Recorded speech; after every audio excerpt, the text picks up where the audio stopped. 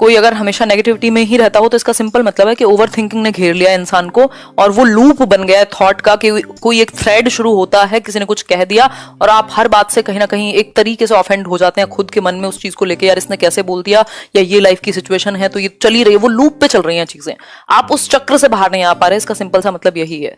और दूसरा एक चीज भी है कि बहुत सारी चीजें हैं दुनिया में, अगर हम न्यूज देखें या इंसिडेंट्स देखें तो बहुत कुछ है नेगेटिव होने के लिए, लेकिन फायदा किस चीज में है?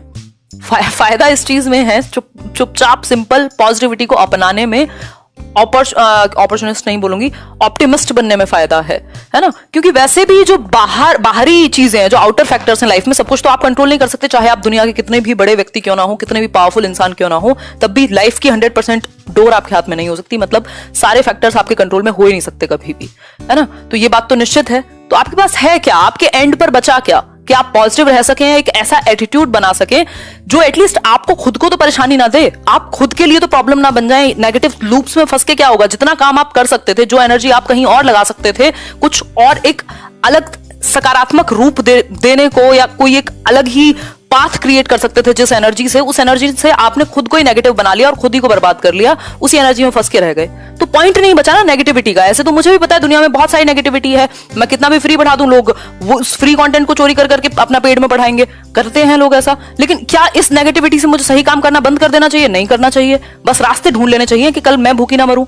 सिंपल बात हुई ना। तो ऐसे बहुत सारी चीजें, अगर आप नेगेटिविटी ढूंढने जाओगे तो पॉजिटिव से पॉजिटिव चीज में नेगेटिविटी मिल जाएगी।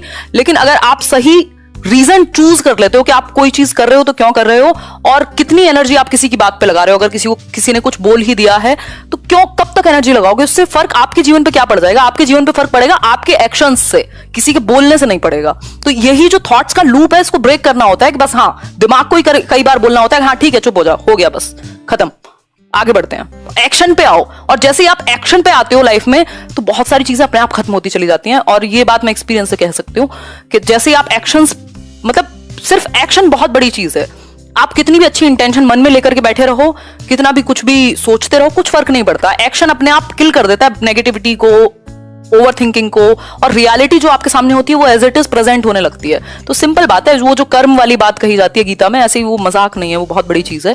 तो हम एक्शन में जो ला सकते हैं उसको उतना करें, और जब हम एक्शन में लाने लगते हैं चीजें तो हमारे पास उतना टाइम नहीं होता कि नेगेटिविटी को हम हावी होने दें। और जब हावी हो तो दिमाग तो आप ही का है ना, कट मारो कि हाँ बस हो गया, ठीक है, इनफ, कुछ और करते हैं, जो काम करने का है वो देखो ना। हर एक सिचुएशन में आप क्या कर सकते हो ये सोचो ना। मतलब कोई भी सिचुएशन आप क्या कर सकते हो उसमें।